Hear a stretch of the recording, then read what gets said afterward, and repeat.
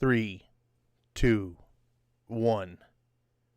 What's going on, everyone? You're watching Ash on Comics. Always just having a little bit of technical difficulties, which is par for the course on my show. How's everyone doing tonight? I can see a couple people already in the chat. It looks like Dragon Majesty cheated, which is what you got to do to beat Melissa. So good to see you first. Melissa got second, but she's a good sport. And Computer Robots is in the house, making some characters in the chat that I can't make out what they are. So sorry, Computer Robots. I can't speak Computer Robots. Christopher Barker's in the house. Says greetings from hell. Man, where are you at? But that's hell. Dragon Majesty says, hey, everyone. Okay, so everyone's just saying hi to everyone. Ed says, I can't help but to rotate my booty. Are you twerking out there? Don't answer that. I don't want to know. Where'd my drink go? Oh, here it is. Man, you know you're getting old. You know you're getting old when you have a beer at night and you wake up the next day with a headache. It's God, I hate it. So I'm gonna have another one. But no, I had one late. And I had to get up early, so I think that's why. Man, I haven't drank beer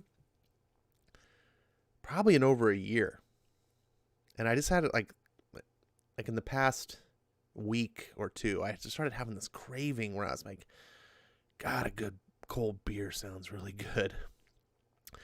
And then I just started thinking about a couple brands that I could get at the grocery store. And I was like, oh man, I know, because I do my shopping every week or two. I was like, oh yeah, they got some Modelo 12 packs for a pretty good price.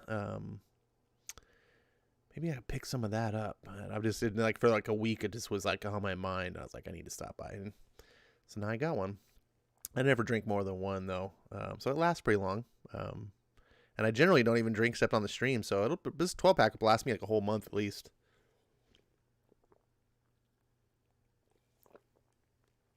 Damn, it's good. All right, well, you guys aren't very talkative tonight. That's kind of unfortunate. Chris Barker says, I'm listening to Beast in Black. No Easy Way Out. Yes, that song from Rocky 4. Oh, I know that song now. There's no easy way out. Yeah, Rocky has, it's kind of cringy 80s. But it was some good music, good montage music, especially Rocky 3 and Rocky 4. Eye of the Tiger, that's one of the top ones. what was the big Foreigner song? There was another big song. I think it was Foreigner that did the big song for Rocky. Rocky 4, that is. I can't remember, though.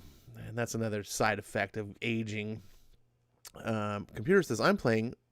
Sorry, I gotta speak for Computer Roads. I'm playing Marvel Ultimate Alliance 3 right now while listening to you. Was that a good Computer Robots impression? I don't know. I've never actually heard him talk, so I can just make stuff up. I wish I had Marvel Ultimate Alliance 3, but I do not. And my buddy got Ghost of Tsushima. He actually works for Sony. He actually has a credit in Ghost of Tsushima. That was pretty cool. And he lives next door, and he's like, oh yeah, I got it, and show him out. It's like, damn it. I shouldn't be jonesing for it because I have so many video games. I haven't even finished Spider-Man 2, and that's like one of my favorite games in the past several years. I haven't finished Red Dead Redemption 2, and Red Dead Redemption 1 was one of my favorite games of all time. I just don't sit around and play lots of video games. But I really want to. Like, I love these games, and I didn't know anything about Ghost of Tsushima. And then I saw some videos online, people, because it came out and people are excited. And I was like, oh, if you don't know, one of the things I love is feudal Japanese lore, like samurai, ninjas, that sort of stuff. Just big fan of that. I geek out on it. I love Kurosawa films. Anything to do with that, I'm in love. And when I saw it, I was like, oh, it's a samurai game. And now, there's samurai games out there, but this one looks like a big open world samurai game where it's like Red Dead Redemption, but with samurai. And I was just like, what? And it's so gorgeous, looks so beautiful. And he's telling me all about it. He's like, oh, dude, it's really, really good. And I was like, why? So I got my PS4 just kind of sitting over there collecting dust. And I'm like, I really want to play that game. But anyways, you don't want to hear me talk about that. Rocky 4 is a Cold War classic. Yes, it is. It's really cheesy, too. I think Rocky 4 may have aged the worst out of all the Rocky films. Which is weird because Rocky 3 has Mr. T and Hulk Hogan in it. But Rocky 4, when you watch it today, and keep in mind, I love them. I am a big Rocky fan. I love every Rocky movie. I actually defend Rocky 5. Like, I think Rocky 5 is a way better film than people give it credit for. And I love all the Rocky films on some level. None of them are terrible to me, but I do recognize... they're flaws. They're not all perfect. But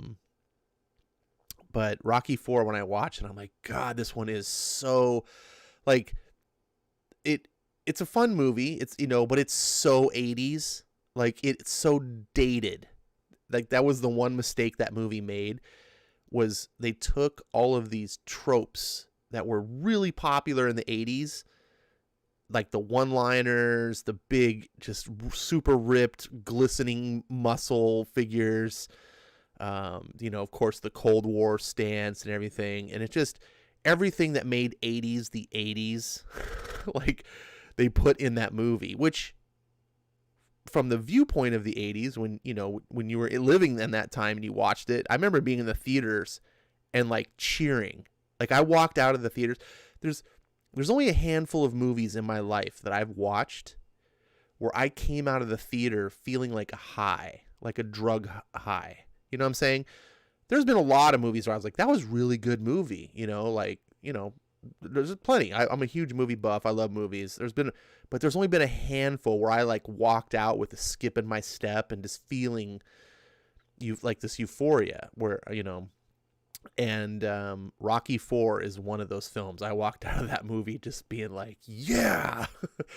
And I watch it today and I'm like, I can still appreciate it. It's still fun to watch, but wow, like, my viewpoint is, this is what the 80s was like. Really cool. It's cool. It's cool stuff. You guys in the chat, what's your favorite Rocky movies? Like, top 3, and you can include the Creed movies if you want. Say what your top 3 Rocky movies are, or top 2 or top 1 if you don't have any. Hopefully you've seen more than one. I'm just kind of curious to see what you guys think. I'll tell you what mine is after I see some submissions. Christopher Barker says, cringy hell to the no. Beast in Black made it badass as fuck. Broke the repeat button. Eye of the Tiger is overrated. What, dude? You had me, Chris, until you got to Eye of Tiger overrated. Come on, dude. Come on. Let's see. Computer Robots. Is that game worth it? Playing Paper Mario and Origami right now. Origami King right now. Tehillim says Ghost of Tsushima has been incredible. He says actually it's a samurai becomes a ninja game. Yeah, I've heard that aspect. It sounds very interesting where you have to sort of sacrifice your honor for the greater good. It's interesting, and that's intriguing to me because I love stories where characters have to make hard choices. Ed says, I got a hunk of tofu to escape from zombies with nothing but a knife. All right. Melissa says, my son Jake likes ancient Japan and ancient Greece. Well, that's 2 cool things to like. Ed Brewer says, it's over the top. Yeah, boy. High five to that reference. Over the top. Over the top is another 80s staple. Computer Robot says, it depends on your taste. For me, I recommend it for the people who like hack and inaction games with superhero games. I don't know what he's addressing. I remember doing that with Back to the Future. Oh, they're probably talking about the high. Yeah, Back to the Future was... I didn't get the high with Back to the Future, but Back to the Future was definitely one of those movies where I came out and I was like, wow, that was a really good movie. There's certain movies where you just see it and you come out of the theater and you just know that you saw something great. Sometimes movies take a little time to grow on you. For example, The Matrix. The first time I saw The Matrix, I walked out and I was like, oh, that's pretty cool. Like, there was really cool things about it, some cool kung fu scenes. I really liked the visual, like, effects and cinematography. The gunplay. It was all neat. It had a cool sci-fi story. Like, but it didn't really click for me until like the 3rd time I saw it. And my buddy was a huge fan. He was the one that originally took me to see The Matrix. And he's like, dude, have you seen The Matrix yet? And I was like, no, I've been planning to. It looks cool. And he's like, dude, we're going right now. He'd already seen it. So he took me to see it. And I was like, came out and I was like, yeah, it was cool. Give it a solid B, and really enjoyed it. And then I think within a week, he was like, well, you want to go see The Matrix again? And I was like, all right, sure. That was a fun movie. I'd go see that again. Came out of it, was like, yeah, it was still fun. And then I don't know what it was, but the 3rd time I saw it, it was kind of like the end of the movie where Neo just puts everything together and he could like see the code. It was like, that was me. Like, it was a metaphor for what I was feeling like the film. I was like, this film all makes sense to me. I mean, it didn't really all make sense, but I felt at the time that it did. And then I've watched it dozens of more times since, and there's still more things that I grasp out of that film.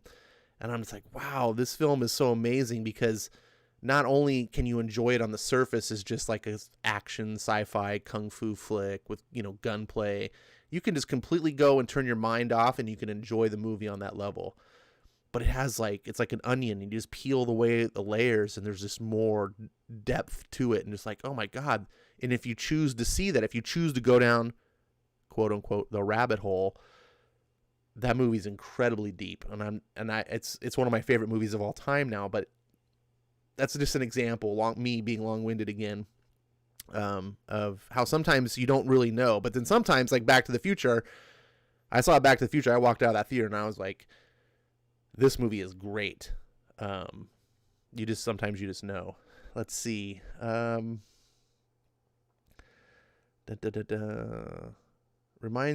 Brewer reminds me of Battle Beast, over the top, headbanging, awesome. Okay. Melissa says Rocky, first one. All right, that's a pretty solid choice. A lot of people are going to like the first one. That was the one that was nominated. Did it win Best Picture? I can't remember. I think it won Best Picture. Rocky 1 is the classic. Ryuk says Rocky Balboa, Rocky 2, and Creed 2. Now, that's an interesting choice because Rocky Balboa, I think, is an extremely underrated film. That's one of my top 3. But Rocky 2 and Creed 2 are like my bottom. So it's an interesting perspective there. Dragon Majesty says Rocky, Rocky 2, and then Rocky 4. Okay. Those are, I don't want to say predictable, but that's kind of like a typical pick I would expect. I think a lot of people would say, oh yeah, nod their head and say those are their favorites. Let's see.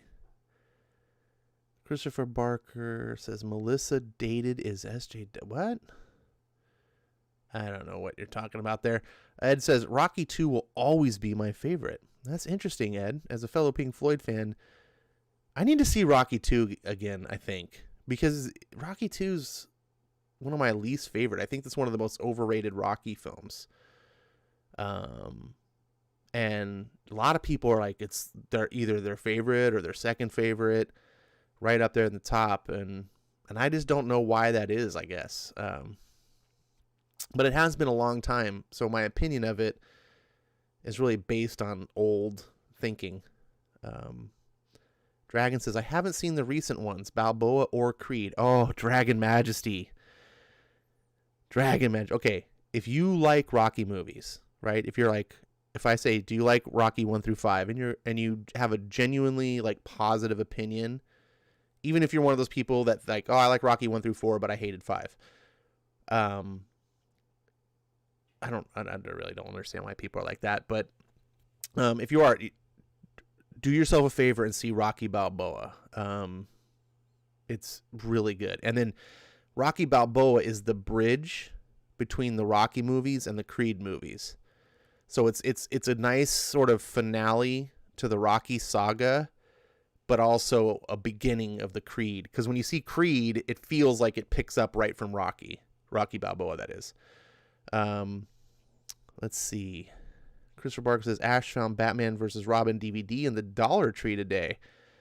Sucks all the special features are only on Blu-ray. Oh, that sucks. But I mean, he found it at a Dollar Tree, so what can you do? Dragon says, yeah, Rocky won Best Picture. Cool. Ash, he did it. Dragon says, okay, we'll have to check them out. I liked 5 as well. Oh, yeah, especially if you liked 5. If you're one of those people that appreciates 5, I think you'll even more appreciate Rocky Balboa, because Rocky Balboa, first of all, Sylvester Stallone was robbed. He should have won Best Supporting Actor. That's the best performance he's given in a Rocky film. And wait, I'm thinking of Creed. Sorry, I'm thinking of Creed. It's the best performance. Okay, but he was really good in Rocky Balboa too. It's Rocky Balboa is really good because they found what they didn't have to follow the formula like they normally do of putting Rocky in the ring. Now, don't get me wrong, they do put Rocky in the ring. It is a Rocky movie after all. They find a way to do it that it makes sense. So you're not just like, Jesus, really? They find a way to do it that makes sense. They find a way to make the ring part of the movie enjoyable and not just superficial nonsense. But the real power of the movie is in the story of Rocky and what his life is after the ring. And that's what the story's all about. And it's just, I think it's a movie that can really only be appreciated by adults. I think even like young adults, I don't think just have the life experience to appreciate what he's feeling. And they bring back one of the old characters from like the first movie. I think it's from the first movie, this girl, and they bring her back, but now she's all grown up, and there's this whole story. It's a beautiful film. It's a human drama, and it's a character study, and it's just about Rocky as a person, and it's just one of those movies that just makes you just fucking like fall in love. You're just like, I fucking love Rocky. Like, yeah, I can need to see that movie again now that I'm talking about it. Let's see. Rocky going to space next, says Ed Brewer. Ash excited for Transformers Netflix series? I'm putting my enthusiasm on pause because how many Transformers series have there been? Like 10, and only the first one do I like. I'm a Gen 1 Transformers guy. I love the original Transformers, the animated movie from the 80s. And man, you want to talk about dated 80s soundtracks. But I don't like the whole later generation Transformer stuff. And so I'm like, but I've heard that they're trying to bring back the old school feel. So it's like it's a toss of a coin for me. I'm like, it could be really cool, or it could just be like, oh, I'm disappointed again. So I'm gonna reserve my excitement until it's out. Ryuk says, which Rocky was the one where he had that apprentice and he had to knock some sense into him? That's Rocky 5, where he's got Tommy Gunn. So my favorite Rocky movies is Rocky 1, or I don't know if I'm going to say my favorite. The ones I think are the best. Rocky 1, then Rocky Balboa, and then I'm going to say I don't know what my third one is. That's a tough one. The first two I can say real easy. Rocky 1 and then Rocky Balboa. And every other Rocky movie is flawed in different ways. Rocky 3 is the funnest for me because you get to see him fight Clubber Lang twice, and oh god, what was Hulk Hogan's character again? Thunderlips. You get to see him fight Thunderlips. So I mean, you get the most Rocky action in that film. Rocky 4 is just the most over the top. So oh man, and then Rocky 5 is where the series I think tried to go different, like where it's tried to, it tried to talk about Rocky having brain damage and he can't fight anymore, so he's gonna he found Tommy Gunn and he's like, I'm gonna live vicariously through you. I'm gonna train you like Mick trained me, and I'm gonna bring you up to be the next champion type of thing. It's kind of like the Creed movie before they did Creed, except where Creed is a good kid worth training and everything like that. Tommy Gunn was corrupted by the whole, lust for power and things like that, and he went astray. But I think that's the beauty of that story, actually, is that Tommy Gunn doesn't follow in Rocky's footsteps, and that he just wants to be famous, and he ends up being like, fuck you, Rocky, I'm going to go, with this other trainer. And eventually he gets to the point where he's been seduced with with all this lust for greed and everything, that he's like challenges Rocky. He's like, look, yeah, I want to fight you, and Rocky's like, what the hell's wrong with you? And then eventually they get in a fight on the street, and the big fight, there's no ring fight really. It's a fight in the streets, and Rocky grew up in the street, so he's not just a boxer, he's a street fighter. And even though Tommy Gunn would probably beat him in the ring as a boxer, because Tommy's young and in shape and Rocky's over the hill, on the streets is a different story, and he takes him down. I like that movie a lot. But I'm going to say Creed would be the third best film. So Rocky 1, Rocky Balboa, then Creed. And I'm going to try to see Rocky 2 again. I'm going to probably just binge watch all the whole series. Creed 2 was fun, but it felt really contrived. It didn't make any sense to me. It didn't feel like it continued Creed 1. Creed 1 felt like they set up that Irish champion guy that was avoiding fighting him, and so he had to do something else, and you're like, okay, cool, that's fine. You don't want to fight that guy in the first movie. And then in Creed 2 it goes straight to fucking Drago's son. And you're like, what? This feels like this should be Creed 3 or Creed 4. It didn't feel right. But it was fun. All right. So that was my talks there. Man, we've been talking about Rocky movies. I didn't expect that tonight. Let's see. Ash, You've got the touch. You got the power. Sorry, I'm not a singer, but there's no one listening to me right now. Ryuk says, "Oh, I wasn't sure if that was actually a Rocky flick or another Stallone movie." Oh, okay, so now you know. Yeah, Rocky 5, man. If you haven't seen it, man, I'm gonna do a marathon. We all should. I think Rocky movies need to be watched every couple years. They're good stories, and Rocky 6, I'm telling you, man, it brings it all and ties it up into a nice bun. And it's a movie you love Rocky anyway. He's kind of a lovable character, but Rocky 6, man. Ash, have you been watching Stargirl? Last episode was awesome. No, I don't generally watch superhero TV shows unless they're really special, and then I give them a chance, like The Boys.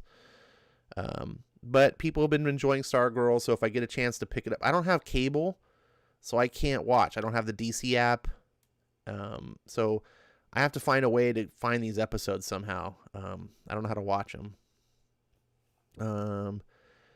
Melissa says Stargirl and Arrowverse waste goddamn characters with a pointless death, so they wasted Ra's al Ghul just like that horrible woke SJW Gotham TV show. Melissa, man, you are more jaded than me. You need to have a beer, like, settle down. I get there's a lot of things to be salty about, but sometimes you just need to have a cool, refreshing drink to wash the salt down, cleanse your palate. Just don't let it weigh you down.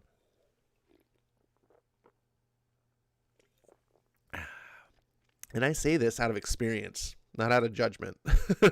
I get sucked into that all the time. Back when I had cable, I always would catch that movie in the middle or the end, so it wasn't totally sure. Oh, I see.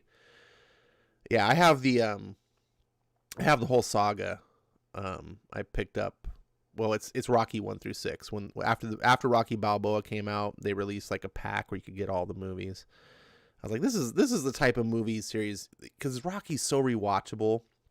They used to do like the marathons like every Thanksgiving, and when I had cable, and I would just always see them on, and I could just not stop watching. Once I see a Rocky movie and it's playing, I just can't stop watching it. One says, I don't drink. My husband died from drinking. He was a good man. Okay, well, you don't have to drink. I wasn't trying to tempt you into a vice, but maybe Pilates, meditation, aromatherapy, something else that lets you be relaxed and calm. I don't know, whatever it is. Sometimes people have different things they like. Let's see. Well, that's the last comment. You guys didn't tell me that I had the stream starting soon thing going on still. I'm so bad at that. That's my fault. So, what's going on in Twitter? Have you guys been following along the drama? Here I am telling Melissa to calm down with the drama. And, well, it's not that she's causing drama. I'm just saying calm down. And then here I am starting up drama. But this is something I needed to talk about. Every other comics channel's already talked about this. I thought about doing a video, but everyone's done a video. I'll just talk about it here. You might have seen that Tom King put his foot in his mouth, as he's wont to do. And he made this tweet. For those of you who aren't looking at the screen, I'll just read it to you. Today, DC put out an alternative cover to Rorschach by Jay Lee, who has also done covers for Comicsgate, a hate group. DC does not consult creators on DC does not consult creators on alternate covers. I reached out to them to express my deep disappointment. Far as I'm concerned, this is the cover to Rorschach 1, number 1, issue 1.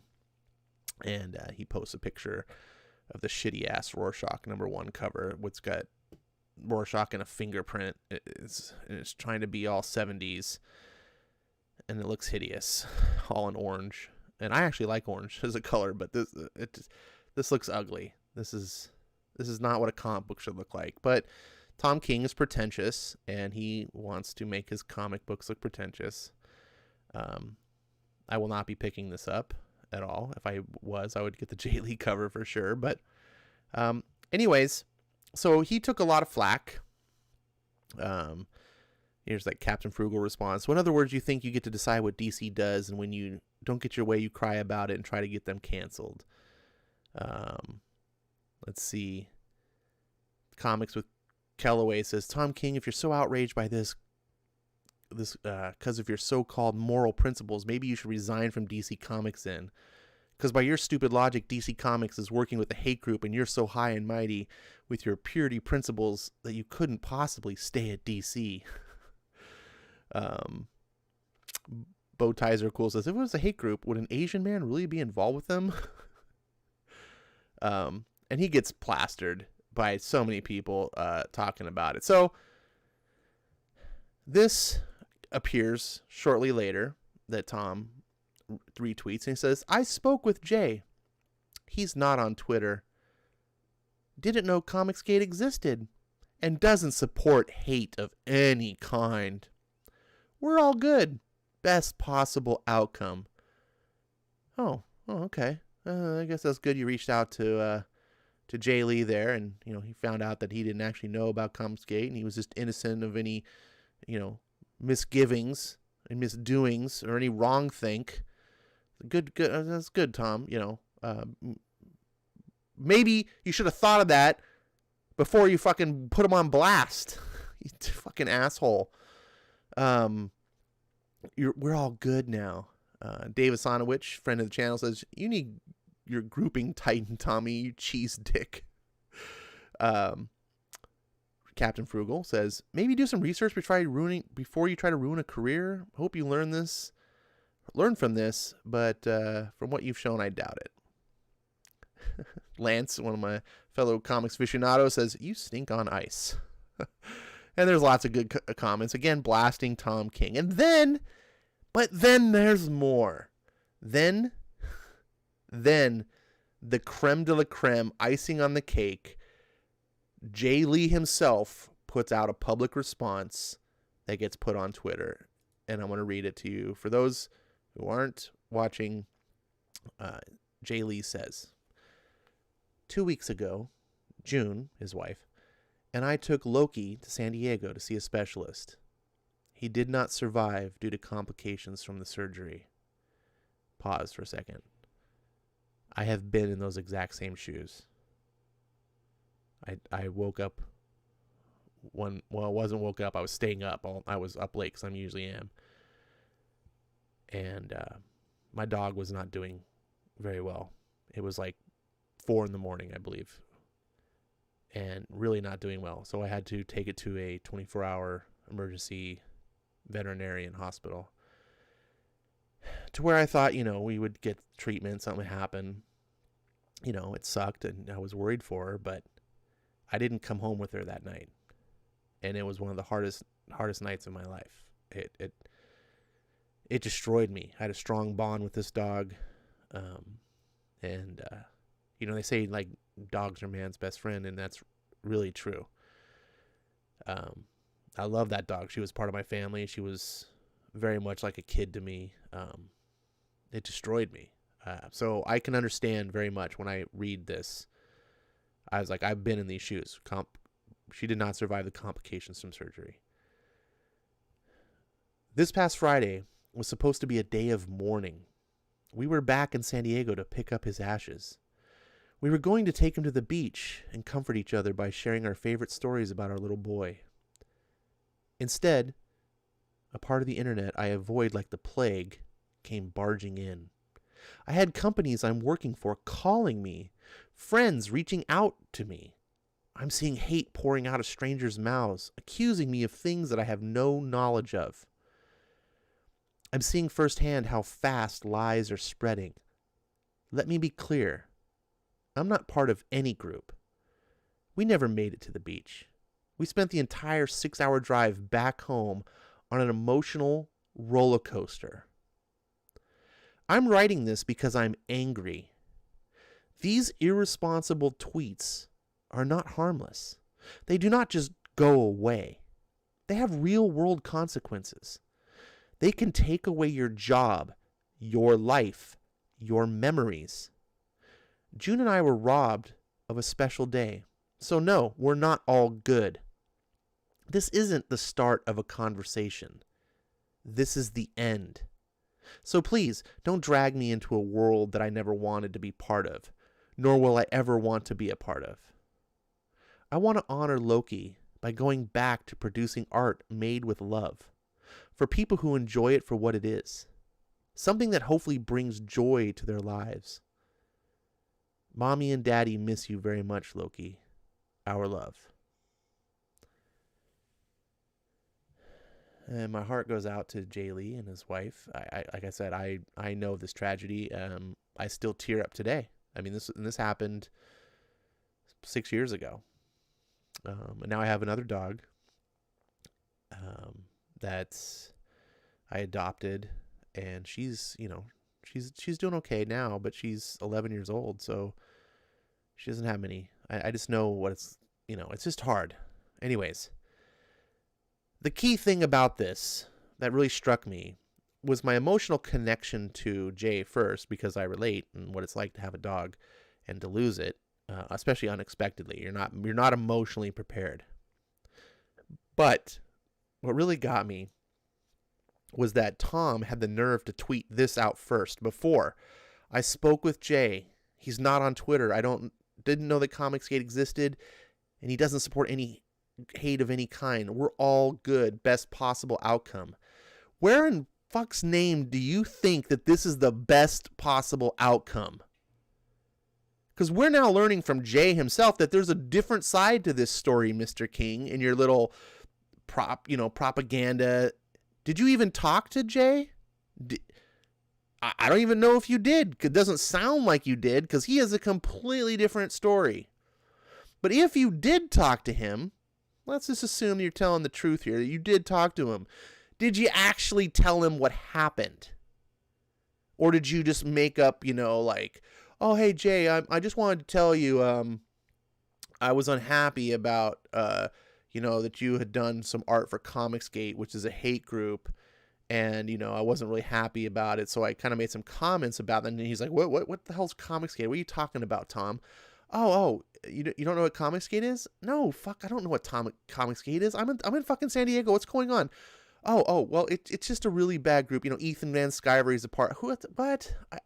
Ethan Van I don't have time for this, Tom. Look, I just did a cover. I don't know what Comicsgate is. Oh, okay. I'm really sorry to bother you, Jay. I'm really sorry, you and your wife. Really, please forgive me. I'm sorry.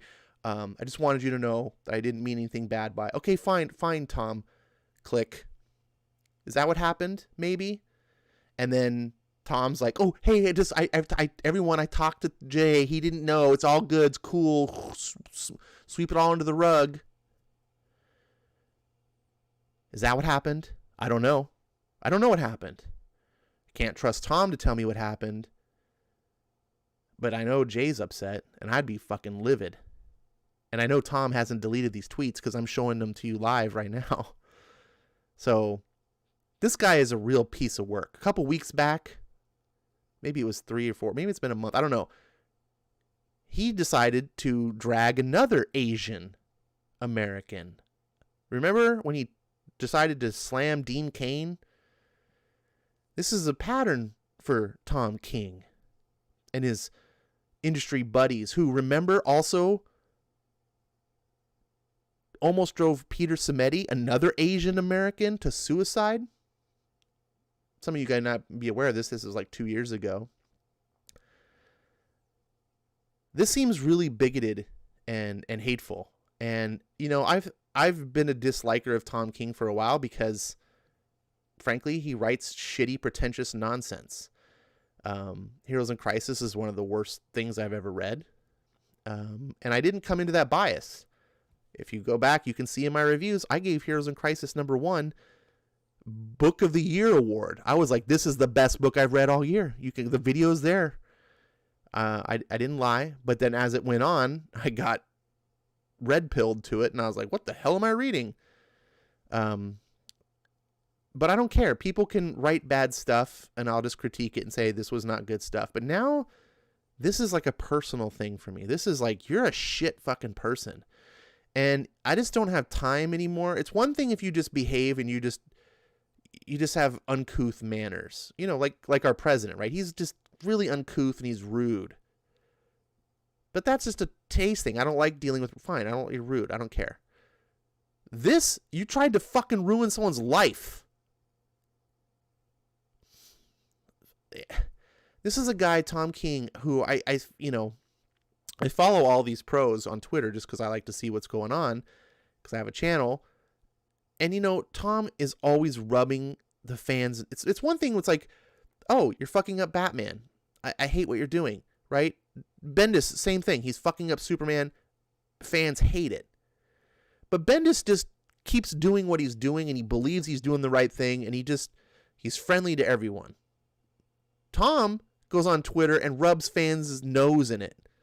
Oh, you didn't like that I killed Alfred? Let me rub your nose in it. What are you doing? You're an asshole. And this is like the biggest asshole thing I've seen in a long time. So with that, I'm going to not talk anymore on the subject. I got it off my chest. And you guys, whether you wanted to or not, got to hear me talk about it and hear my opinions. So thank you for listening. And let's move on to comics.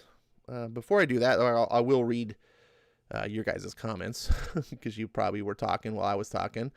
Let's see. Dun, dun, dun. You said you can't see what I'm reading? Well, you should have. It was on the screen. Did anyone else have a problem with that? I see it on the screen.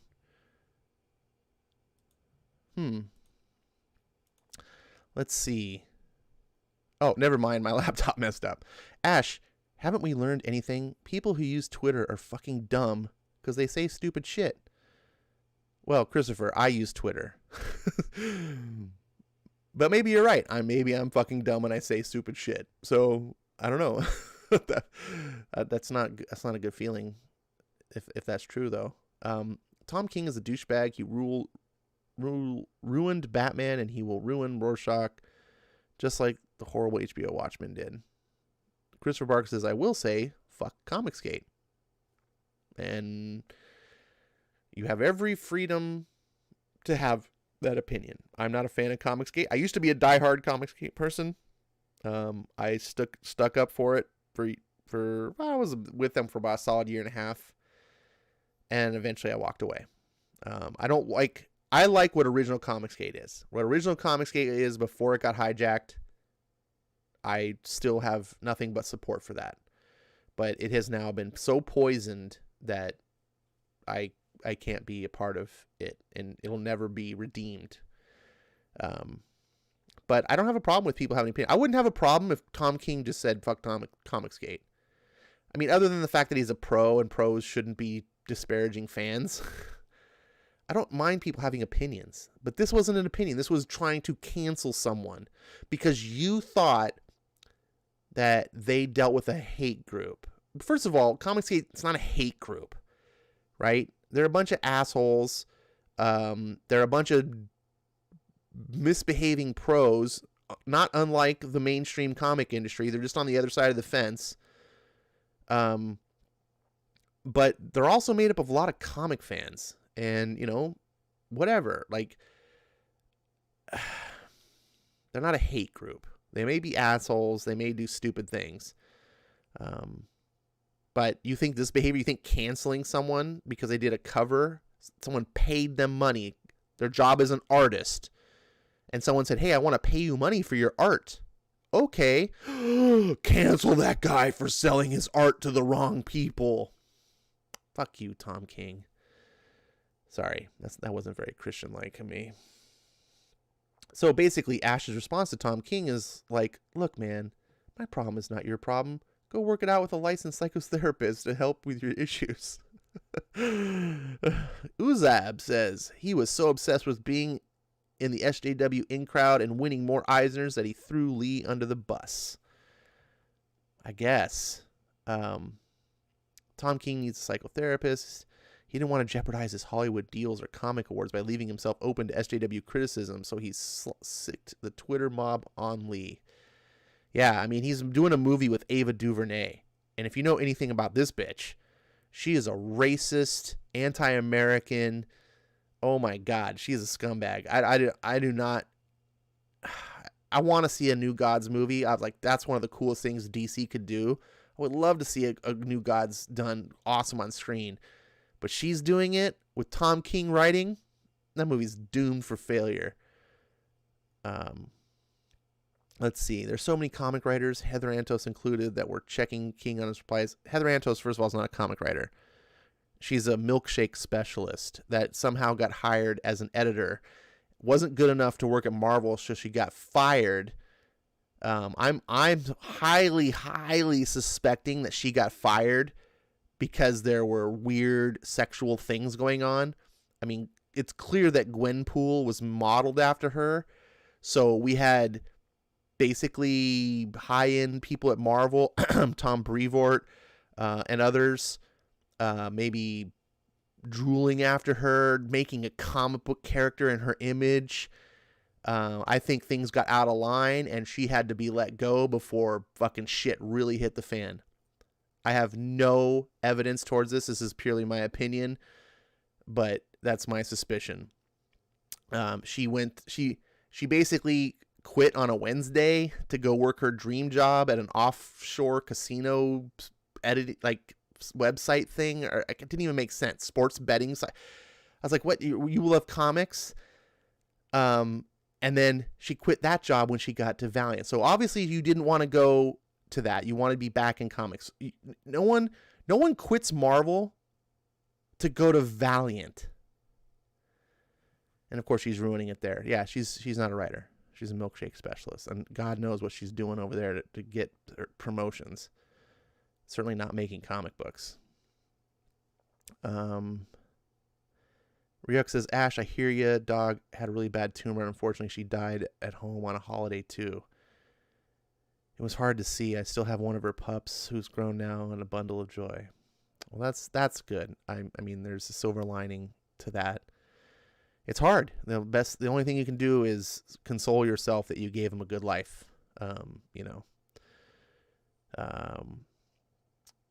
Tom King is a narcissist. Yep. Rest in peace to any man's best friend, whether they be cat, dog, or cat. Anything else you care about, share your love with. The biggest crime in the series is that the art was really wasted in that story. No kidding, Clayman. If you're talking about that is. Let's see. Reading Snyder's New 52 Batman makes Alfred's death harder to take, especially during the heavy armor storyline. Read any good Batman is hard to take because not only did they kill Alfred, they killed him unceremoniously. Just like, oh, fucking kick Alfred to the curb. He's a stupid character. And then rub the fans' noses in it. Like, just... let's see. Ryuk says, Melissa, what's wrong with being an atheist? Why should that even matter? You shouldn't bash someone because of their way of life. That's true. We shouldn't bash someone because of their beliefs. If you have different beliefs, I would say try to encourage them to see your perspective. But bashing someone because they have different beliefs is only going to help cement them into their beliefs.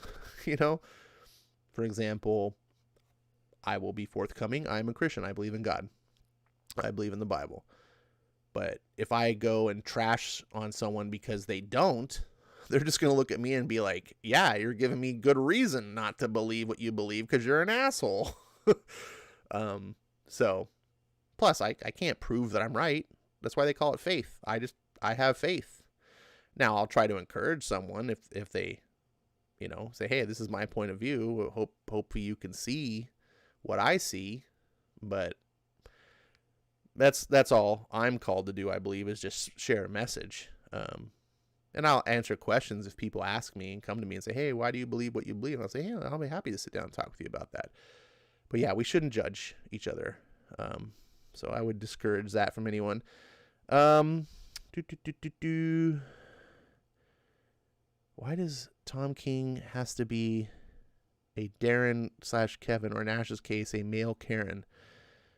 Hey, you remember? Yeah, they're all just Karens. Why do we try to make different names for guys? They're all Karens. Sorry about that, Riak. My problem with atheists goes back to my abusive ex-husband. Yeah, so remember, Melissa, people should be judged individually, right? I think this goes without saying. I think everyone knows. I'm not trying to be preachy, but, you know, it's the same thing. Like, I see people who call themselves Christians doing horrible things. I don't think that means all Christians are bad. I see people who are atheists doing bad things. That doesn't mean all atheists are bad. People should be judged individually. Let's see. My son has autism, and Randy was hateful atheist, abused him. Pray for his soul. All right, so we got the whole everyone love each other message and judging each other individually by their actions. You know, Dr. King's message, the content of your character. Ed says, "Stay out of my mind, computer robots." All right, so boom, ba-doom, boom.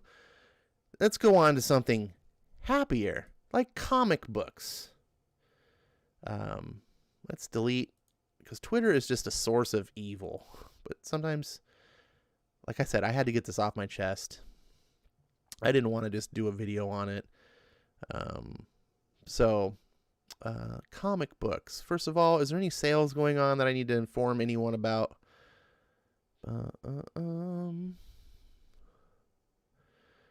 Let's see. Dark Horse is having a line-wide sale. There's a lot of... If you're a Dark Horse person, maybe come check out, because they got tons. So it's just 1,300 items in this one, 1,400 items in this one. Lots of stuff. Look at all these Hellboys are on sale. 1,400 items. Pretty much all of Dark Horse is on sale, I'm going to guess. DC Summer Sizzle Sale Part 2. 999 items. So there's probably a lot of good stuff in here. Image, Valiant. Now, Valiant used to be good. If you get Valiant, if you're interested in Valiant, make sure it's between 2012 to 2017. 2018's iffy, because that's when they were making the transition. So there's good stuff and bad stuff in 2018. But 2012 to 2017, Valiant was mwah. Let's see. More Dark Horse. Oh, so tons of Dark Horse. If you like Dark Horse, go and check it out. So let's go to my books so we can read some comics. And once again, Eric Breen is not with us because he does too many other streams that are more important to him. I'm going to just talk bad behind his back because he's my friend and I can do that and he'll forgive me. I can abuse him. I'm going to say mean tweets. Try to get him canned. No, I'm just... what was the book that I was going to read? I don't remember. Because I'm getting old. Maybe if I scroll through, though, it'll come to me. Dun, dun, dun, dun, dun. Someone had suggested I read something. And I can't remember who suggested I read stuff. Uzab says, do you think Dark Horse or IDW will go out of business in the next 10 years? I think IDW might go out of business in the next year. I don't expect Dark Horse to go out of business. I mean, the pandemic really throws a wrench in everything. So, anyway, I mean, Marvel could go out of, maybe probably not because Disney, but, you know, no comic book company is safe. This pandemic is effing people. But if you take away that, just a normal, I think Dark Horse is a remarkably stable publisher. They don't sit there and wow people with their massive market share and things like that, but just year after, they're just doing what Dark Horse does. They know what their market is. They're run by competent people. They don't get involved in stupid drama. They don't go and do weird comic deals. They just make the product that their fans want From what I understand, they treat their talent really well, and so I would not suspect Dark Horse to be going anywhere. Dragon Majesty says, read Black Science. I suggested. All right. Dragon Majesty did suggest. I remember now. Computer Robot says, can someone get my boy Ash a woman who is wife material so he's not a hard... Oh, and that is not a hardcore feminist. I thought he said, so he's not a hardcore feminist. I was like, what? Yeah, finding a woman that's wife material that's not a hardcore feminist. Well, first of all, that's redundant. No hardcore feminist is wife material. So once you say wife material, that should already be included. But yeah, I mean, finding a good woman in the United States that's not taken, that's the key. Good women are taken. The shitty thing is 50% of them at least are taken by shitty guys. That sucks. But Ed Brewer says, maybe read a Spirit Award winner. Oh, that's not a bad idea. Except you guys all voted for really bad Spirit Award winners. Maybe I should read my votes for the Spirit Award to set you guys straight. No, that's pretty egotistical of me. It's not a bad idea, Ed. If you can find a book on comicsology that's on Unlimited that was a Spirit Award winner, throw it my way, like suggest it so I can, and that would be good. All right, so without further ado, we're going to try Black Science.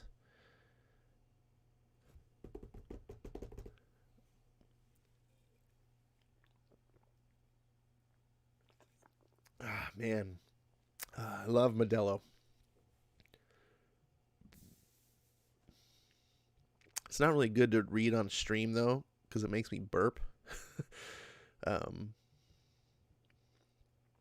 Like you needed to know that. All right, let's go to the full screen.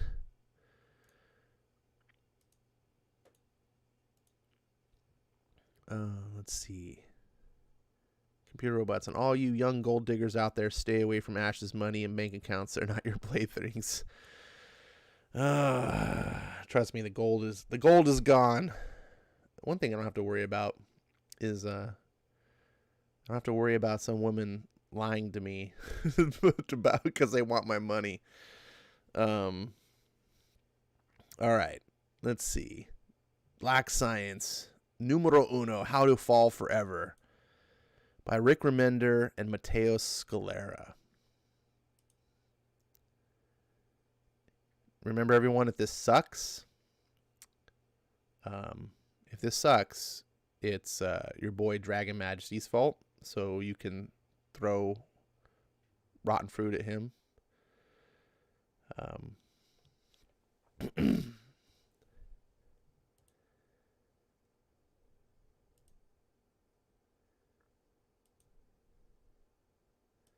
Man, I'm doing a bunch of clicking just to get...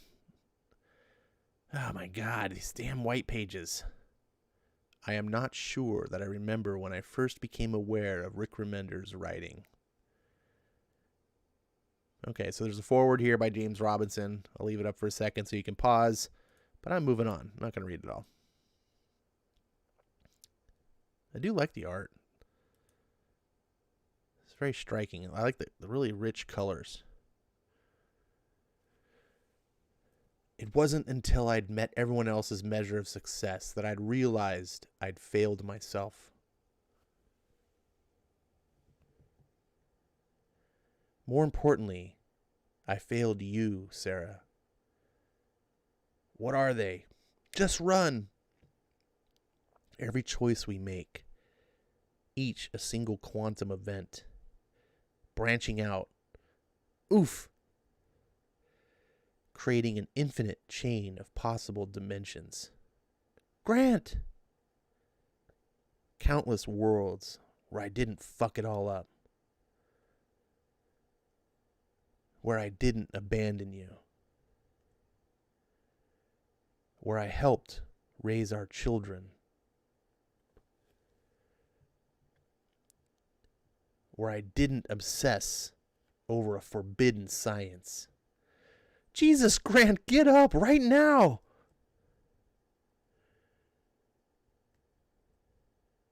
Gleet! I'd give anything to be in one of those dimensions.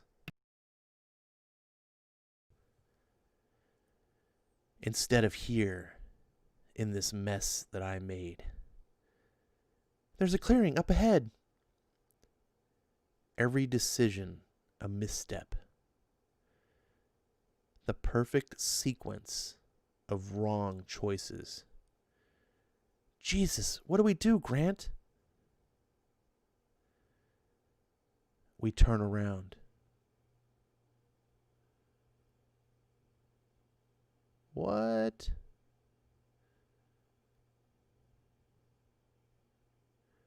And we face them.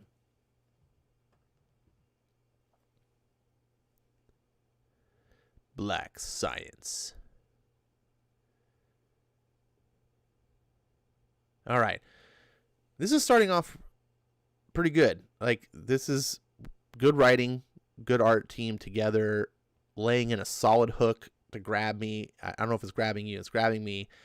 Part of that might be because I've had this story idea in the back of my head for ages that I'm seeing not a lot of, because this hasn't really done much, but there are key things about the story idea. Like, I'm like, oh, this is kind of reminds me of my idea, but obviously nothing's happened yet, so it could be way different.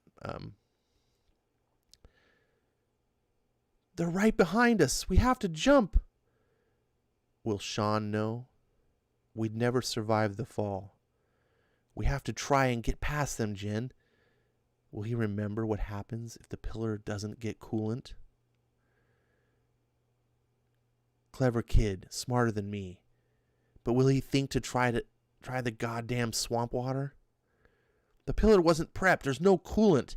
If we don't get back to clean water before the jump, the pillar will... It will what? Explode. They'll die, Jen. Jesus Christ, why didn't you tell anyone? I didn't want to frighten kids any more than... Scratch. What the fuck? What? Her face disappears. A mist of red. Frozen in time. Because I ignored Ward. Tor. Wouldn't listen. Stomach heaves. Ugh. Instincts override wits. I jump back. No. Back into nothing.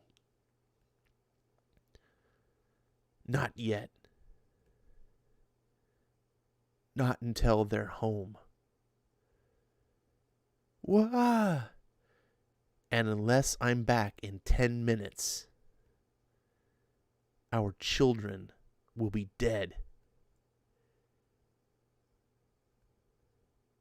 Dead like Jen. Oof. My entire team. All of them. Yeah. Schlack. Dead because of me. Because I never listened. Gloosh. Because no matter how much you begged me not to. Jesus.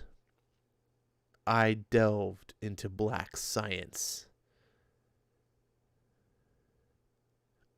What, Darren?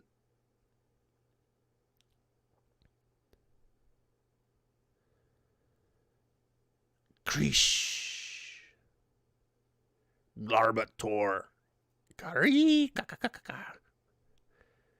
You knew, Sarah. You always knew this was a curse. Knew it would cost us everything, and I invited it. And I deserved this.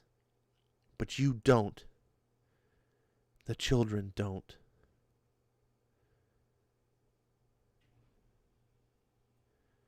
How could I have been so overconfident? No, not overconfident. I knew the risks. Jen did as well. Make her sacrifice matter. Can't lose faith now. Still time. Turn this around. I won't fail them, Sarah. I won't lose our children.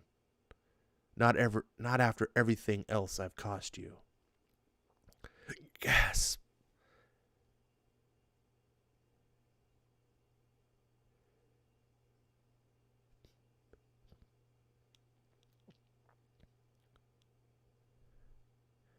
Ribbit.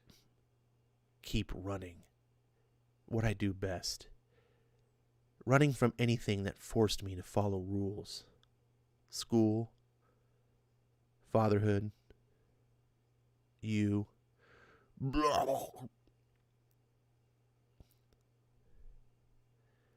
Sequestered in my lab, there was a beauty in the self-imposed loneliness.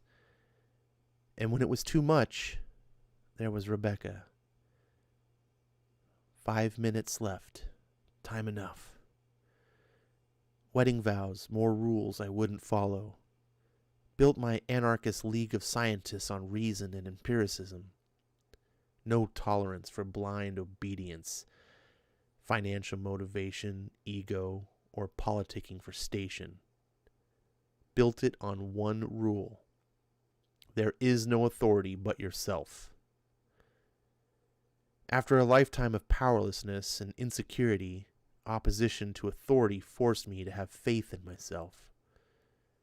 Trust my own judgment.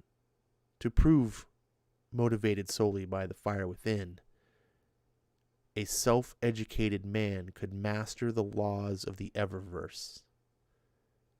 Fucking hell. To prove that there is only one type of person capable of breaking down such barriers. An anarchist. Ribbit. Ribbit. Ribbit. Ribbit. Doors. Must lead to the temple I saw topside. Ribbit. Then it's just a few 100 feet to the pillar. Easy now, Kermit. Just walking through. Ribbit! Not so nice. Nothing ever as it appears. Swip. Vision goes upside down. Yeah.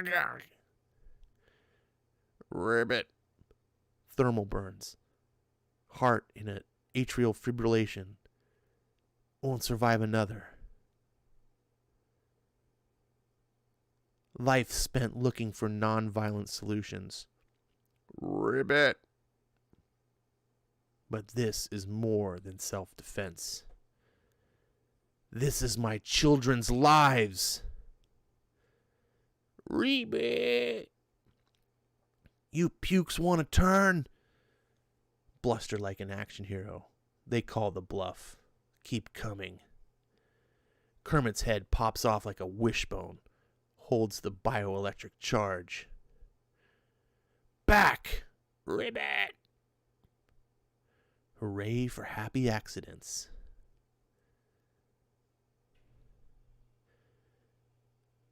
Get the hell back! Sight of their decapitated buddy does the trick.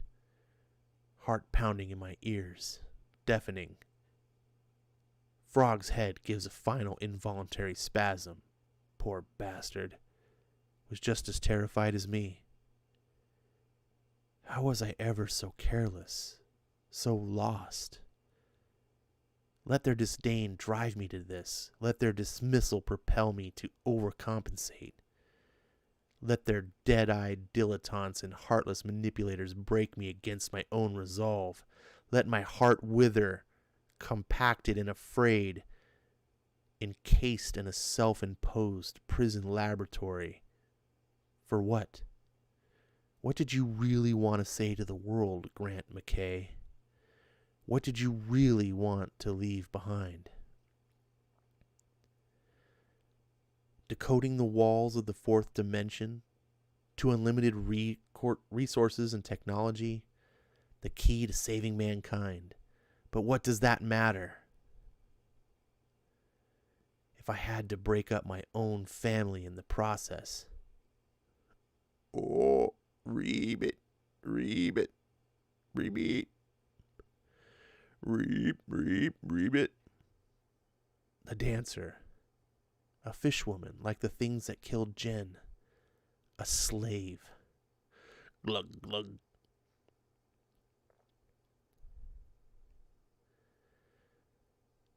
Her frog tormentors cackle perversions, gurgling on the blood and flesh of her people. Repeat. They torture her, ritualistic, a cat toying with its food. Let them kill her like her friends killed Jen.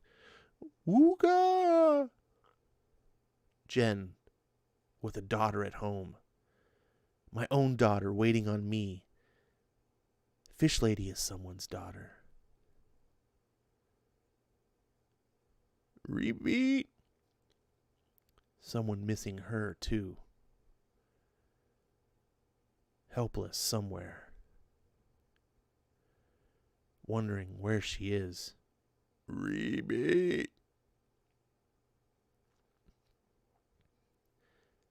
But I do know where she is. Repeat. She's being tortured, degraded, forced to dance. I've got you. While Jowls the Frog King eats her people. And I won't stand for that sort of autocrat bullshit. Not in my dimension. Repeat. Hold on. Every one of us is, in the cosmic perspective, precious. If a human disagrees with you, let him live. In 100 billion galaxies, you will not find another. Carl Sagan's ghost dropping the science of mercy. Son of a... Splash. Full pitcher of fresh water. Perfect for the cooling system. The girl's safe. Everything's coming up.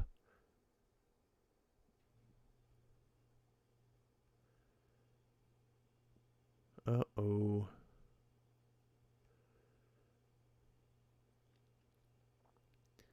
Dilation in their pupils indicates attraction. A husband and wife reunited. Goliath torno. Deed Goliath. Repeat. Repeat. The lords of the manor have other ideas.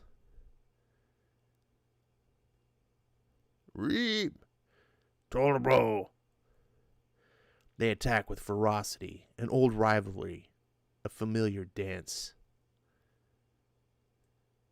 The grateful husband buys me an exit. Torplord. Karma wins the day. 60 seconds before my invention evaporates them all. Lungs won't take air. Years of weed, stress, and inactivity. The thought of what awaits if I fail keeps me moving. Pia and Nathan blown apart, and me alive. Stranded here with the memory. I don't know why they left, but they'll be back.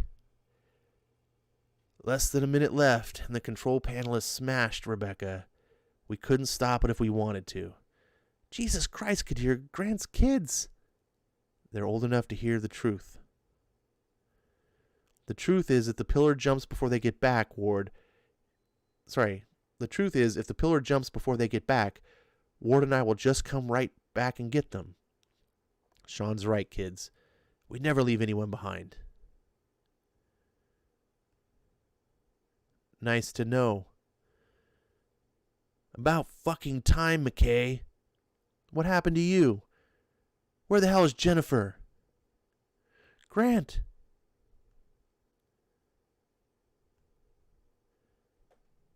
Hey, this thing is about to jump. Where's Jen?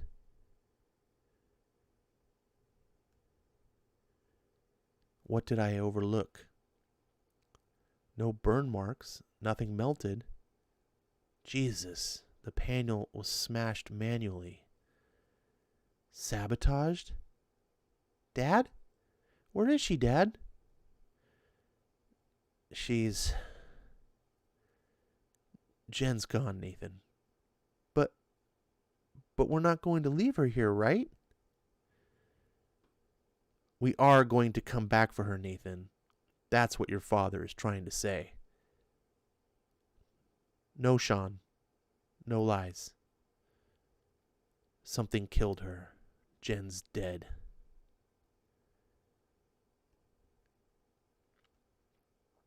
Deep, deep. This is on you, McKay. It's on one of us. Hold on, kids. We're going home.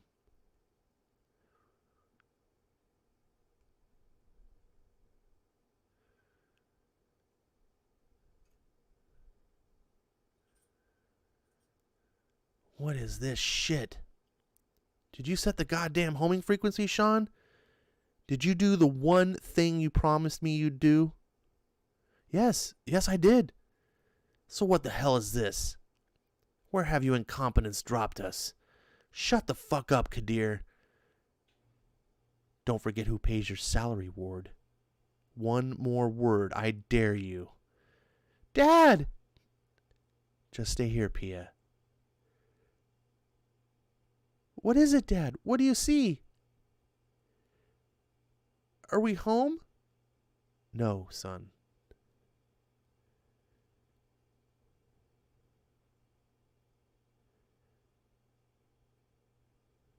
Jesus.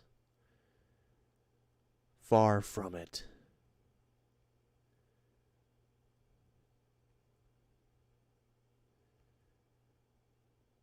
Boom.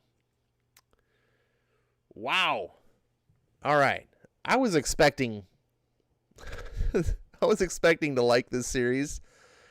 It just, I don't know, something I like sci-fi. Rick Remender gets a lot of praise. I don't really know much about Rick Remender other than I read that What If story that he did that was like the worst comic I've read in forever. But I've been wanting to check this out. The covers have always been striking to me. I didn't expect to like this. I mean, this was a clinic on how to hook a reader into a story. Wow, let me see what you guys are discussing in the chats. Yeah, not as much talking as I would expected. Now that the participants are down, maybe you guys didn't like this book. Maybe I'm alone. Let's see. All right, starting with Ed Brewer. Nice. Pretty cool. Black science, huh? Damn, this is my kind of book. Dragon Match, he says, see, I told you it's good. Ryuk says, Melissa says, Ryuk, I'm sorry I pissed you off. I hope you forgive me. But I'm a conservative and Southern Baptist. I don't trust atheists after they abuse Randy and put me and my sons through. Pray for them. Melissa, don't think of it. Don't put people into groups. That's how you develop prejudice, right? If you get mugged by a black person, does that make all black people bad and untrustworthy? We got to treat people individually, right? Vice versa. You can use my example as a white person. I don't know why I picked black person. Probably because I'm white. Let's all. I know it's tough. It's tough, but anyways. Ed says, fantastic frog noises. Thanks. I'm good at something. Ed Cyber who? Strong 8 out of 10. Great first issue, says Ed. Yeah, definitely. This is, I don't know, man. I don't know if I would, this is definitely a 4 out of, I do a 5-star rating. When I, just so you know how I rate things, I came up with this conclusion that the smaller your variables are in your rating, the better it is. How do I say this? Like, some people rate things like on a 100-point scale. You can be like, oh, it's like, that's a 6.2. You're just like, I think it's impossible to have 100 degrees of granulation when you rate something, right? I think it's easier the less degrees you have, the less points. You can, for example, the thumbs up, thumbs down is like the most simplistic one. You can say it's good or it's not good. But I like the 5-point rating because it helps a little bit to have something can be good and something can be like really good. And then something can just be middle of the road. So for me, I do that. And I don't do half stars because that would just defeat the purpose and make it a 10-point scale. So this is easily a 4-star book. I'm trying to think if I would even make this a 5.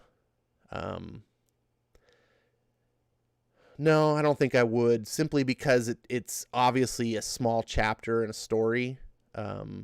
So I think overall the whole trade, which this is a trade, could develop into a 5-star book. It's got that potential.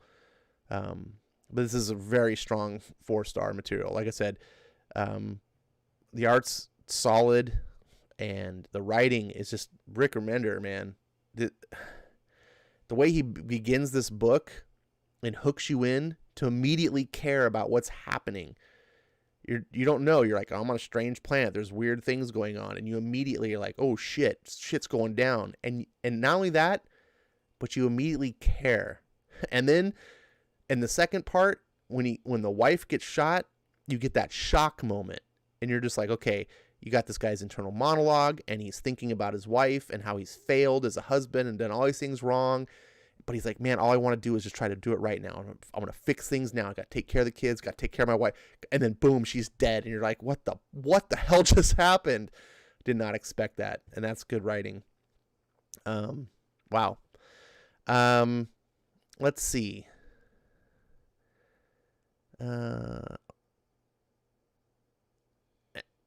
Also, Ash, which What If issue were you talking about? A while back, I did one of the opening comics like this. But I did a What If issue. I don't remember what the issue was, but it was What If Deadpool became Venom, and it's written by Rick Remender, and it's freaking horrible. It's so bad, like bonkers bad. Everyone that was part of that stream remembers, like they were just like wanting to stab their eyes out. They were like, Ash, stop torturing us. Let's see. Melissa says, thanks for the advice, Ash. Oh, well, thank you for taking it positively. I appreciate that. Ryuk says, read 7 to Eternity, but by Remender, and his agent Venom was better than Bun. Well, maybe it was. I don't know. That What If was terrible. Dun, dun, dun. Definitely 4+ stars for me, Dragon Majesty says. Time to get Black Science hardcover. I was eyeballing at my LCS. Wow, I wish I could get some sort of like referral credit. I could set up a business just like, I will tempt you into reading comics by reading just the teaser. I could read the first issue and you'd be like, I gotta buy more. I was trying to be funny but falling flat, says Ed. Oh, I don't know where you were trying to be funny. I guess maybe that was, I don't know. That was cool, man. I am hooked. I am going to continue reading this, but not right now, because we have our main event book. That I am, as good as our main event book is, I don't think it's going to beat tonight's opener. I think the opening act is going to be that's hard to beat. However, this book has been pretty good for me. I have been liking Old Man Hawkeye, and it's just been getting better. Come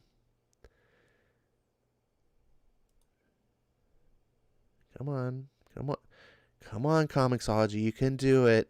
All right, so this is issue 6. This will be the final issue that I read on the Storytime stream. This is a 12-issue miniseries. sold currently in 2 separate trade paperbacks. So this is the end of the first volume trade paperback. They are releasing a complete edition, I think, later this year, if it's not out already. So if this is something that you want to complete and read and have in your collection, there you go. That's the information. I am definitely going to continue reading this on my own. I've been enjoying this, but 12 issues is too long to do on the Storytime Live, in my opinion. Let's see. Ryuk says, "Oh God, garbage. That was just high levels of Deadpool stupidity." Yeah, it was really bad. All right.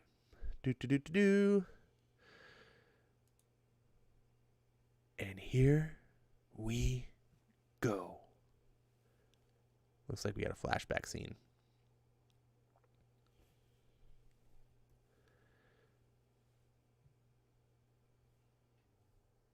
Quit staring so hard. You're embarrassing yourself. I was trying to project a smoldering, irresistible intensity. Well, you missed the mark, Cupid. But let me show you irresistible. Oh. Well, I guess he didn't really miss the mark that much. If you're turning around and offering it to him.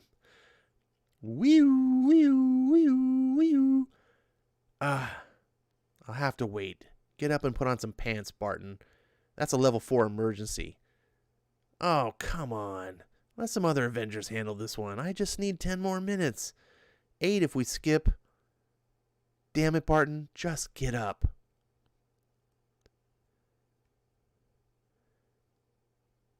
Will you get up? Get up. I said get up. Damn it, Clint. Get up now. Oh, come on, Nat. Nat? Bishop Refuge, deep in the wastelands. Where? Kate? Yeah, it's good to see you, a fellow Hawkeye. I don't go by that name anymore, and neither should you. I need my old partner's help. I'll bet you do. Come on now, up. Mayor Bishop, it's not advisable to move him so soon without knowing if their antibiotics are working. It's only been 2 days. He needs rest. Rest? Rest? He can rest for eternity after he's either murdered by that army of Venoms or by me for bringing them to my fucking doorstep.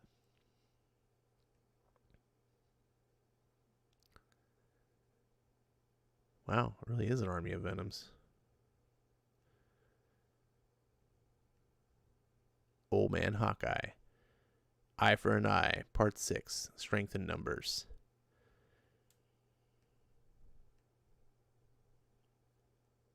The White House. I'm not sentimental, but it will pain me to kill my greatest enforcer. Perhaps I'll name a school after him, or a torture chamber. You are truly an inspirational leader, Airskull. Thank you, Tobias. Your keen observational skills are noted. How to kill Bullseye is the question. If I may, mein Führer, he's really your second greatest asset. Yes, yes. If it's a quick death that Bullseye wants, let's give it to him. Sends a package to Rock Springs. Now, as for my other problem. Bzzz. Tell me why an Avenger is running around my domain. When Baron Zemo told me he was dead. I believe I used the term destroyed, Skull, and I cannot afford an Avenger interfering with our weapons project at such an important stage. Do not worry, mein Führer. How much trouble can an old man with a bow possibly cause? Damn it, Barton. How much trouble can one man cause? This is a refugee camp full of orphans. You're putting in danger. It's not my fault. Well, not completely my fault. Swift Doc.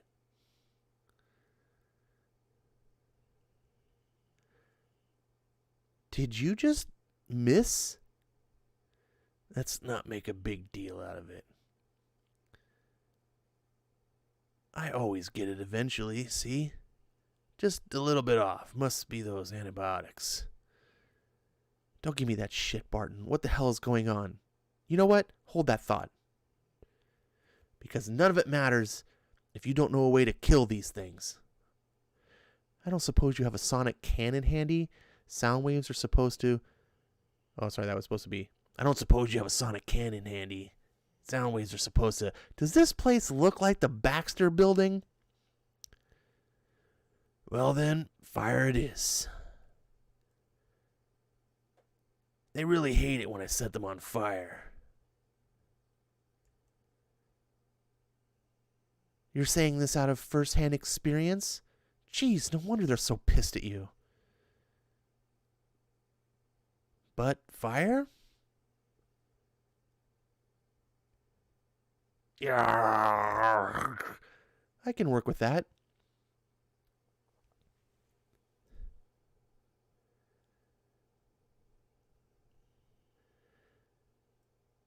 To everyone who can hear me on the radio channel, use the torches. These things are vulnerable to fire. You know, Clint, this area is infested with T-Rexes and bandits, but we didn't have a venom problem until you showed up. Wait, did you just say T-Rexes? Yeah, they were imported from the Savage Land for rich people to hunt. But what does that... Hey, where the hell are you going? I have an idea. Mayor Bishop, we're getting overrun. We have to fall back. That's a lot of frickin' venoms, I just gotta say. Man, we're all gonna die, aren't we? I really hate these things. Naomi, get your soldiers and that ant kid and retreat back to the tower.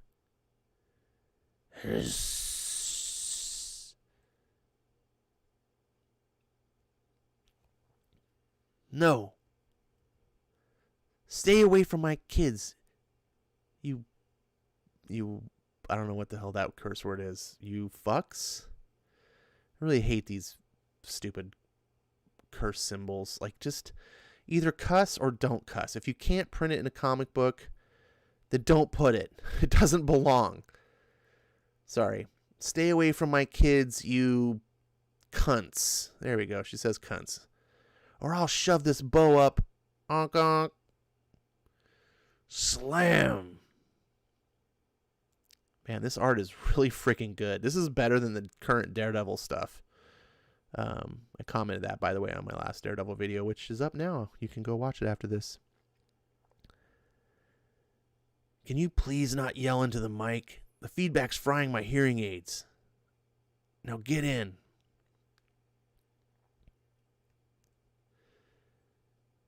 Hey, what are you doing? It's my car.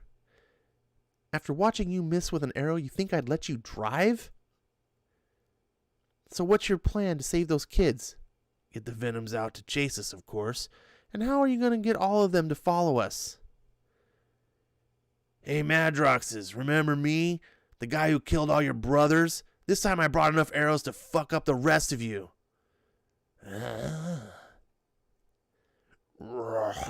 After him. That should do it. Zoom. Driving away with a fucking army of Venoms following you. Jeez. We are too slow. Spread too thin. Must make sacrifices. No, don't take away the gift. We will be better. Don't worry, my brothers. Your losses give the rest of us strength. We can't stay out here. There are bigger and toothier things than the venoms to worry about. I'm counting on it. Foosh. Good news is, there's less of them.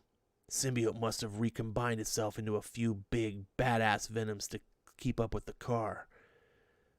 The bad news is I lost track of the last two. Found him. Objects may be closer than they appear. That's a pretty good shot.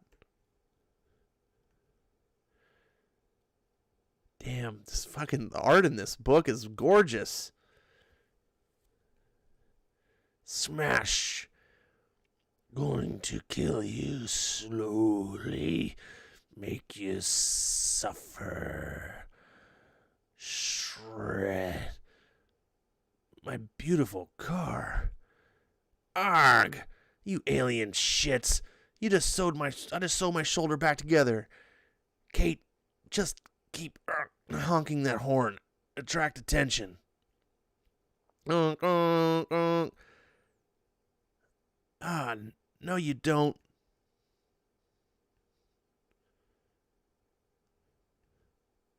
Slam, squish. Gnarly.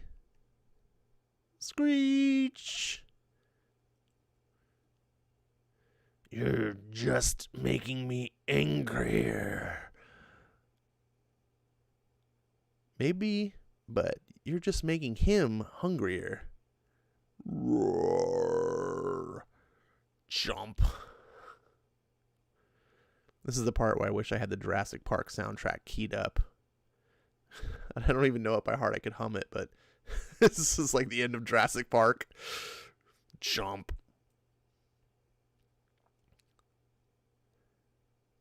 Let's get the hell out of here before she's ready for dessert. So, you fellow comic fans, when you look at this picture, do you think this isn't going to end well? Because that's the first thought that comes to my mind. This isn't going to end well.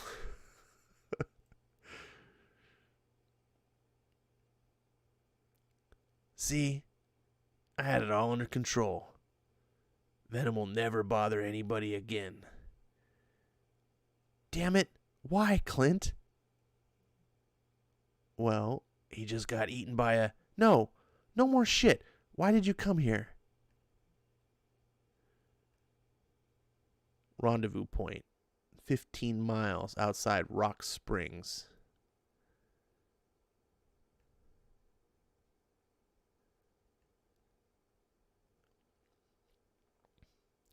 Took you long enough.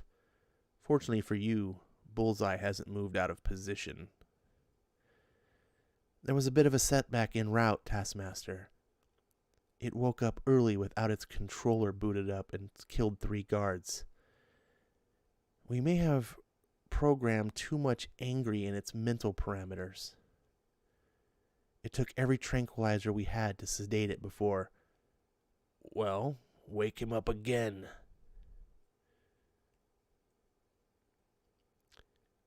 And for all of our sakes, make him even angrier.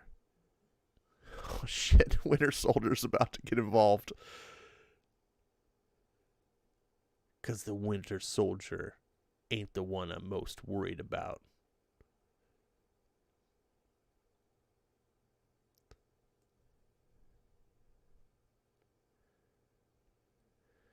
I told you years ago to stay the fuck away from me. Oh, it's her. Never mind. Go back, rewind. I hate when they do this, by the way. I guess I should have seen the purple, but when you don't know who's talking, I hate that. I told you years ago to stay the fuck away from me. And here you are, bringing death and destruction with you. Fuck up the best thing I could do for those kids. They counted on me, and now I've got to leave it all behind. You see all that smoke? The Skull sheriffs are going to investigate, and they find a superhero that was running things, they'll kill everyone inside. I'm sorry, I didn't mean to. Look, I need your help. Why the hell should I help you? Fine. Forget me. You don't owe me shit. Believe me, I get it. Do it for Wanda. Do it for Sam. Do it for Natasha. What? What are you talking about? Look, just please get back in the car, and I'll tell you everything. Next, the fall of the superheroes revealed.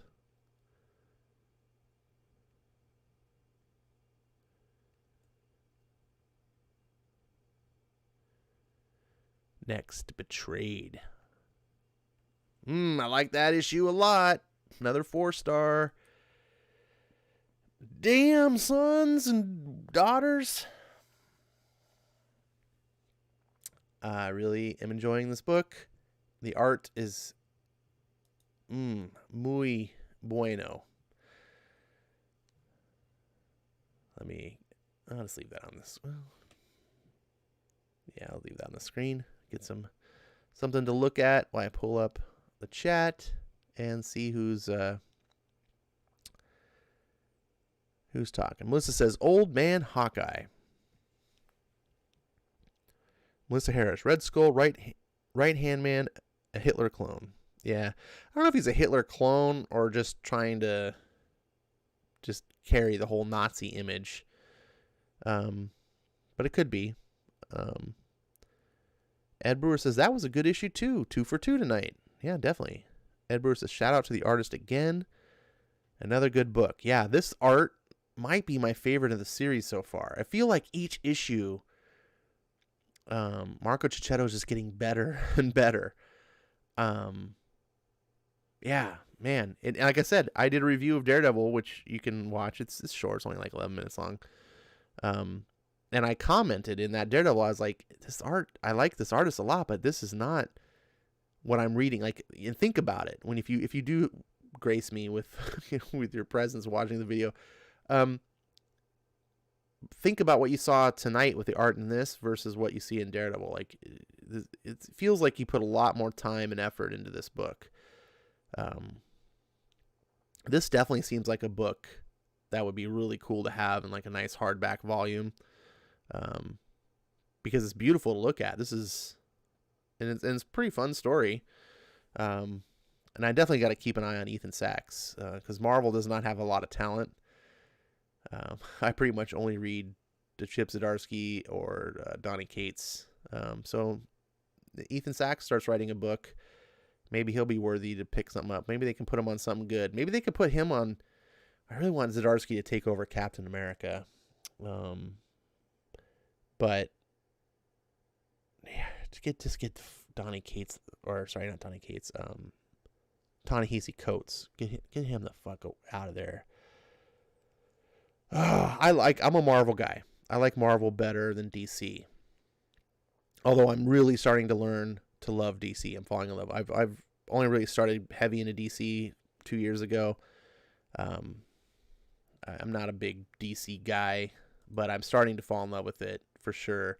I just like the universe of Marvel better. DC has some fun characters.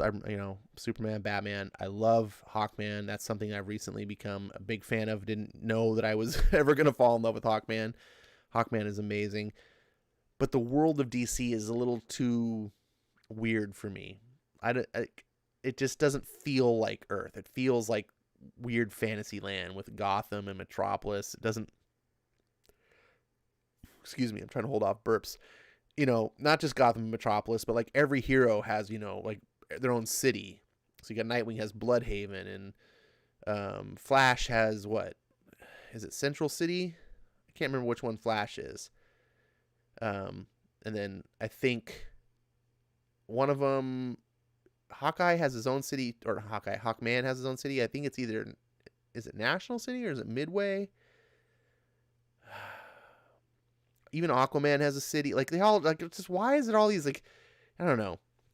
It just doesn't feel. And then the world is populated with these weird, like, agencies and things. You've got, I'm drawing a blank as I start to talk, like Star Labs and stuff. Everything that happens in DC just feels so not true to form. Like, whereas Marvel tries to keep things a little bit more grounded and feel like, hey, if superheroes existed in our world, this is, this is what it'd be like. I don't know. It's hard to explain. You either relate to what I'm saying or you don't. But my point is, I want Marvel to be good, and it sucks. But I really treasure when I can find something at Marvel to really like. And this is weird too, because I am not a Hawkeye fan. I think Hawkeye is dumb. Like, I don't like Hawkeye. But that it goes to prove that good writing can overcome anything. I hate Kate Bishop. Kate Bishop is one of my most despised characters ever. Like, I hate Kate Bishop.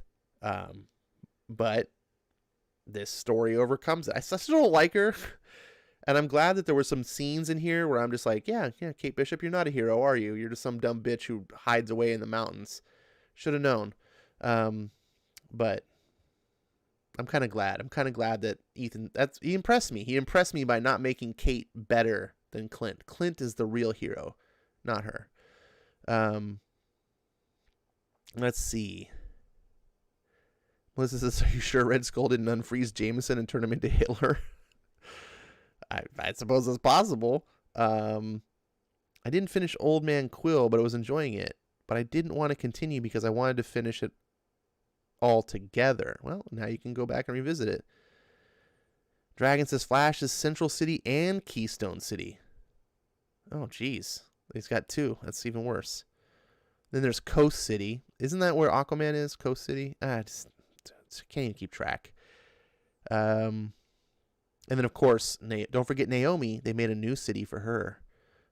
It's a Portland analog. Port Oswego, I think is what they call it. So stupid. Stupid Bendis. Rex says, but the Wasteland Avengers just look bad from the front cover. That was the biggest red flag to me. Oh, yeah. No. Wasteland Avengers, same thing. I had the same reaction as you. And then I watched a Ya Boy Zach video about it. And it's cringe. It's not even the same because they take a bunch of fake heroes that aren't the real heroes. Like, it's not real Hulk. It's not the real characters. And then, of course, they're all lesbian and this and that and everything. And it just feels woke. It's just bullshit. And the thing I'm liking about the Old Man Hawkeye is that this is a place where the heroes are all dead, right? And the ones that are alive are kind of in hiding, and they don't, like Logan's just like, I'm on a farm, I'm doing my own thing, I don't want to get involved. There aren't any heroes anymore. Hawkeye is like the last one. And there's some villains that are alive, but that's it. And so the whole Wasteland Avengers thing bothers me because I'm like, look, are we just going to make Old Man everybody? Like, you're ruining the concept by saying, oh, we're going to give everyone this treatment. It's like, it's one thing to say, look, we had Old Man Logan started it all. And there's another character that's running around, and it's Hawkeye. And it works for Hawkeye because he's not a prominent guy. I don't think the story would have worked quite the same if it was like Old Man Cap. Although it could be kind of cool too. But you see what I'm saying? Because Hawkeye is kind of a low-key character, I think you can have lots of room for a story like this. Anyways, yeah, what I've seen from the Avengers, terrible. And it's also, by the way, not Ethan Sachs writing. I don't know who is writing it. I don't remember it being anyone of note. In fact, I remember it actually being someone terrible. But Ethan Sachs did write this, and he did the Old Man Quill. So that's that. Rex is Old Man Spider-Man. Didn't they already do that? It's called the Spider-Man Into the Spider-Verse. They fucked him up. Hal Jordan is Coast City. Oh, okay. What's Aquaman City? Figures that Aquaman wouldn't be Coast City, because that would be too. Can make sense. Like, I don't know. It's funny how they each have their own cities, though. just like every superhero just happens to have their own city. They're just too stuck in the golden age. That's the problem with DC, I think. I think Marvel has the advantage because they really came into being in the Silver Age. And I think Stan Lee and Kirby and Ditko and those guys that really helped shape the early Marvel universe, I think they had the advantage of looking over at DC and like seeing the mistakes and going, yeah, those are some cool things. Glad that you got comics like that. Glad that's a history of comics that got us this far, but we need to drop some of these other things and move forward. I think they have the advantage, and DC's never been able to drop those things. They've been too anchored down by the Golden Age. And I kind of get why, because there's some cool like charm and nostalgia of the Golden Age and things that it has that I don't ever want to really lose. I think there's some fun in, like, especially if you tell like old classic JSA stories and you can set them in a period of time in the Golden Age. They're modern books, but they're set in like a period piece. It feels really cool, right? But I don't know. I think you know what I'm talking about, or you don't. Aquaman is from Atlantis. Doesn't have a land city, says Dragon Majesty. Well, he's Aquaman is from two worlds, isn't he? Like, isn't that the point? He's not even in Atlantis anymore. Like, he deferred his crown to Mira, and so Aquaman, he doesn't. I thought Aquaman, like, what's the place where he's actually from with the lighthouse and where his dad was a fisherman? What was that city? Happy Harbor, is that it, Ed? Let's see. Ryuk says, nah, Life Stories did that concept and improved on it. It was spectacular. Yeah, it was, Ed. Ed speaks the truth. I'm actually considering doing Spider-Man Life Stories as one of the big, the books that I do, the second book for the evening. It's a 6-issue miniseries, and it's fantastic. It's one of those books that I think everyone should read, right? Like, I just want to share it like I did Birthright. It just, it hit me so hard. I'm just like, you guys, I need to share this with you. But it's also one of those books that I kind of feel like everyone's read it. And so, do I do it or not do it? I don't know. I guess you guys can tell me what you think. But it's wrapping up. It's actually midnight here. Just ticked us. This is a long stream. I want to thank you guys again for joining me. All of you guys that are regulars, thank you so much for being regulars and giving me, an audience that I can count on. I couldn't do the show without your presence and support, so it means a lot. I really do. I just enjoy reading comics and hanging out with you guys. If there's anyone that's lurking in the background that's not chatting and I'm not aware of, I hope you're enjoying the stream. Please feel free to jump in the conversation. None of us really bite here. Some of us, like myself, or have some strong opinions, but I really do my best not to try to judge anyone and try to accept everyone. I'm one of those people that just wears their heart on their sleeve, so I just express everything. I have no filter. My thoughts just come out. But the benefit of that is you get to know what I am. Like, there's no hidden thing that I'm just keeping my real feelings secret. So that being said, thank you again. I hope to see you again. What will be Tuesday?